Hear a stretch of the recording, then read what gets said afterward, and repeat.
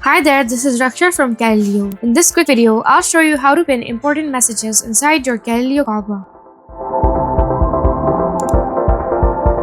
Now let's look at how you can pin a message. First, click on the drop-down arrow beside numbers. Click on a number to access the call box. Remember, each owned number has its own call box. Choose the conversation that contains the message you want to pin. Hover over the message you want to pin and click on the three dotted line. Then click Pin Message. As you can see, the message now has been pinned. The message appears at the top of the chat box right below the main bar. It is visible at all times, even after you've scrolled past the original position of the message. And that's it. You can unpin the message by clicking on the pin message text, and after the message shows up, click on the cross button. And there, you have successfully unpinned the message. This feature helps you keep track of important information, save time scrolling through long threads. That's it for today's video. For more tips on managing your call box, check out our other tutorial or contact our support team anytime through the live chat box, available 24/7. Thanks for watching.